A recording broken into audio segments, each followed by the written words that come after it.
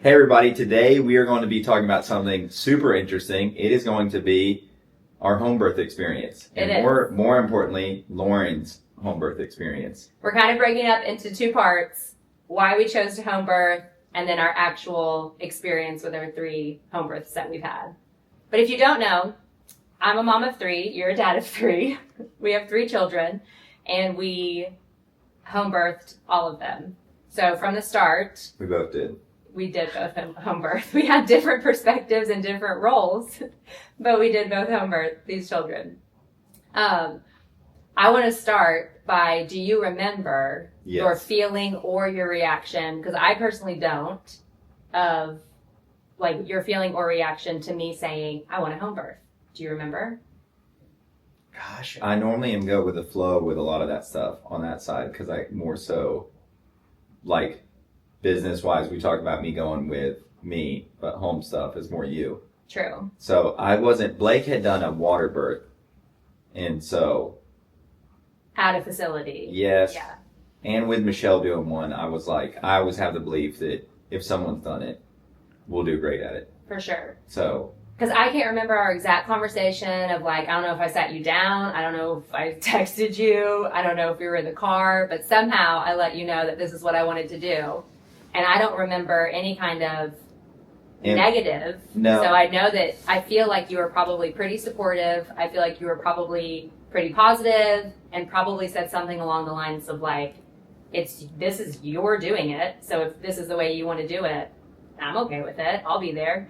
And I would say one of the most unique things about us is how little we'll talk about some of the most important things. It is true. It's just it's almost like we have almost like some prison level communication code that we, just as they have to communicate in prison, something about the similarities that we have very little time to have these in-depth talks about what people would be like. I bet that so did you guys sit down and discuss it? And it was like, dude, and pray about it for weeks. We were running by each together. other. Lauren mentioned a home birth, and I was like, text me, let me know. Yeah. And we just kept going. Like, That's so true. But I will say, too, I do feel like there's some issues with that.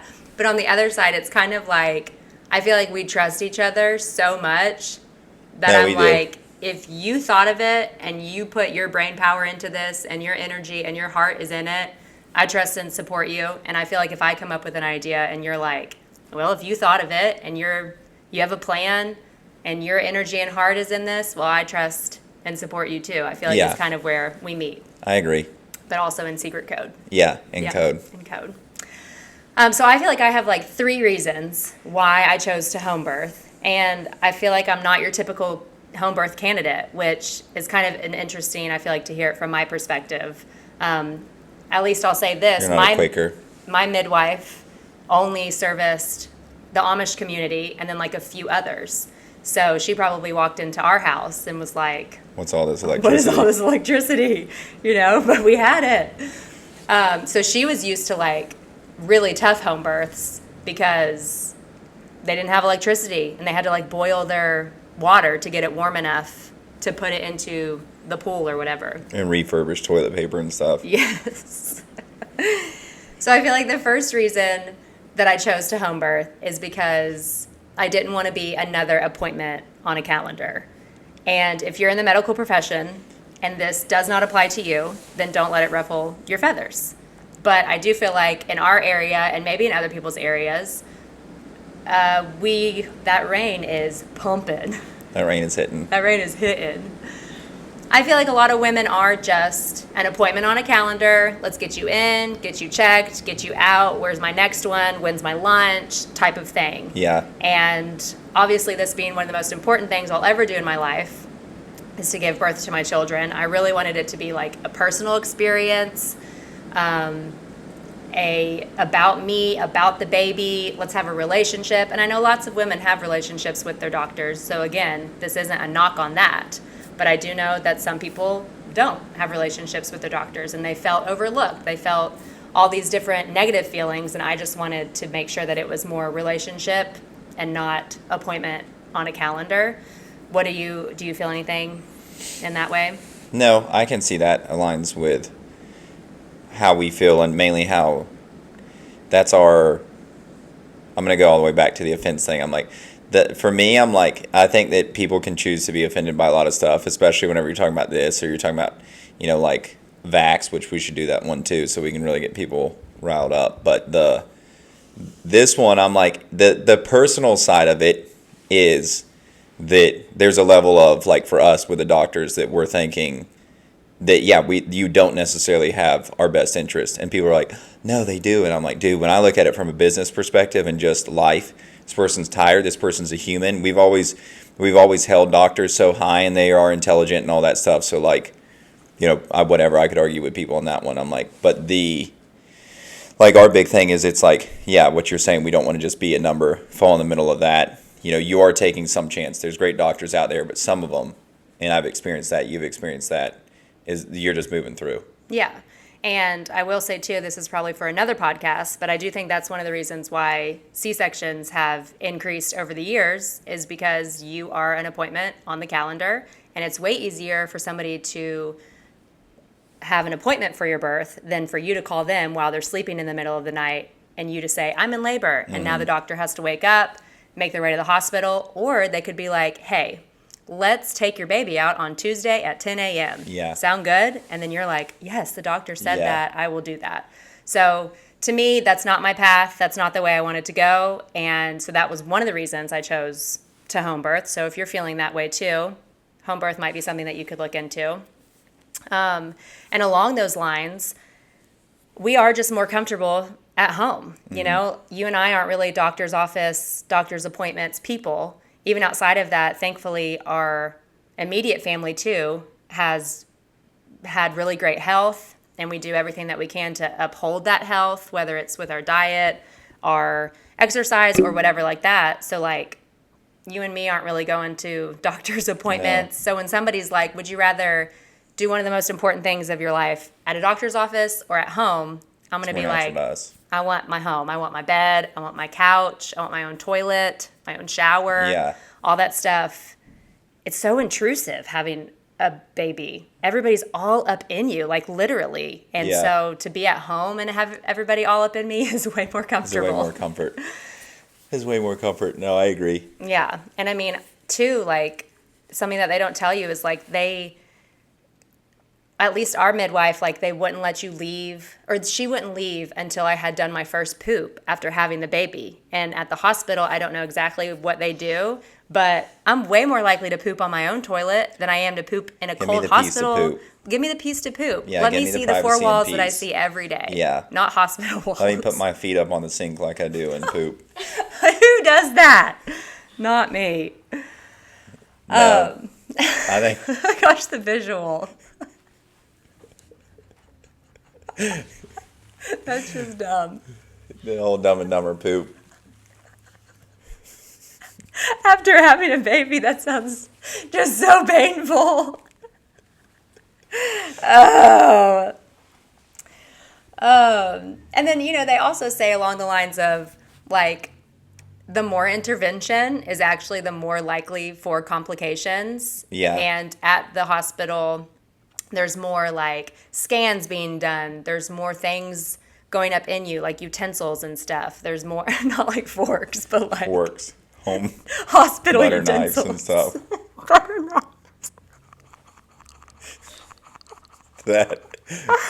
Oh, like hospital utensils. Someone's going to get offended, won't they, at this one? They will. Okay. But and this is my own personal experience. This is my personal experience and belief. Like, and it might not be for you. Turn this off. But I would love to talk to somebody who is interested in a home birth. Who doesn't know. It is mainly that we mainly care because there is a lack of knowledge with, mainly whenever there's just this foundational understanding, like that you grow up and nobody talks to you about it, you assume that is the only way. Yeah. So if there is other options that you can have that, you're like, well, this is going to be better for me, more natural, less, possibility, like you're saying, for tears and stuff like that, more letting your body do everything. Yeah. And speaking of the tears, it's like, number one, no one wants to do that. And I know there's no guarantee on either side to not tear, but research does show that if you don't take the epidural and you listen to your body and feel what's actually happening, you're less likely to tear because you're pushing when the baby is making its way out versus a doctor saying push.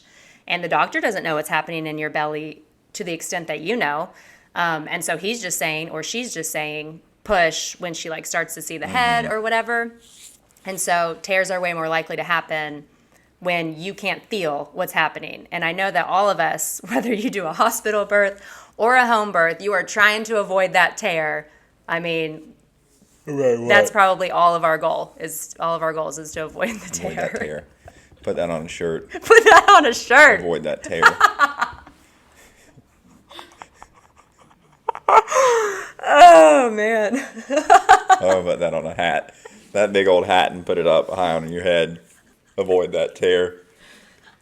Look like Papaw. With the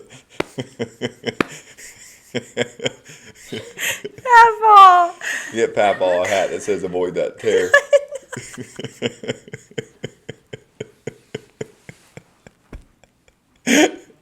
Not Papaw. Oh, my. Okay. And another reason, along those same lines,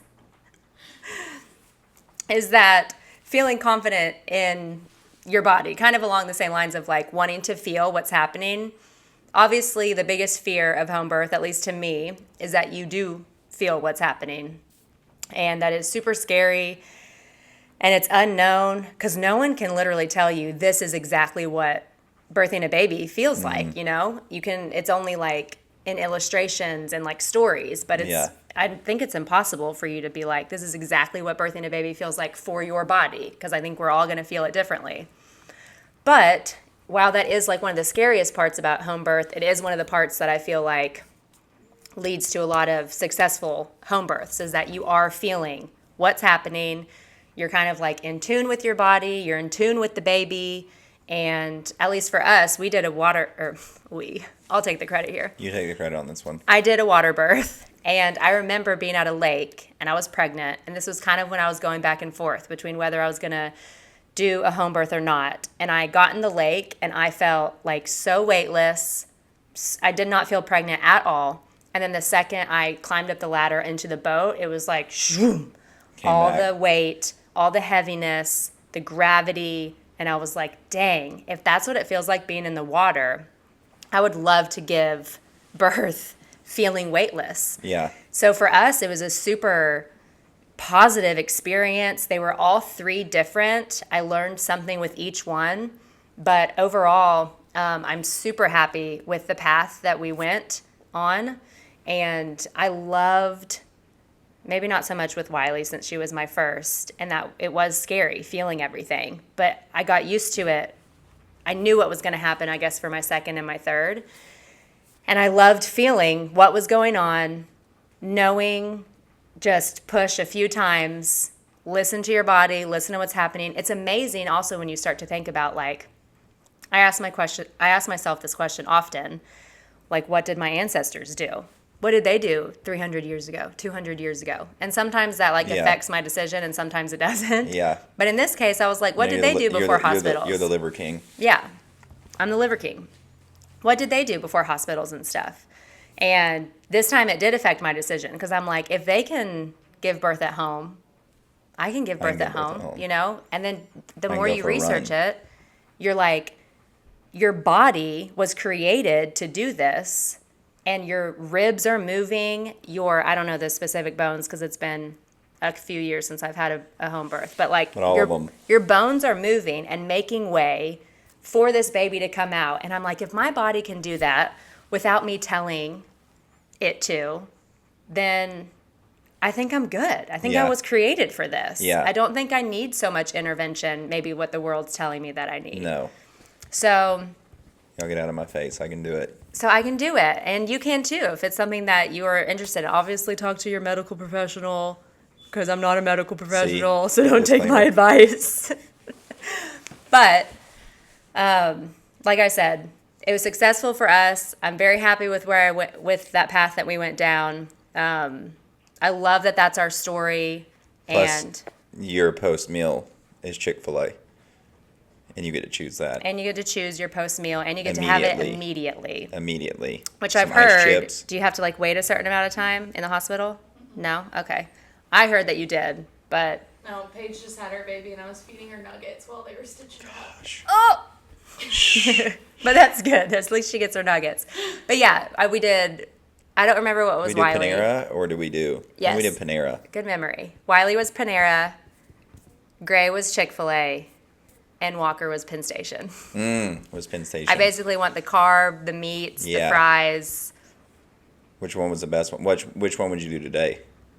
I would probably do Chick-fil-A because it'll never steer you wrong. I would not do Panera again. That was back when I was like super eating healthy.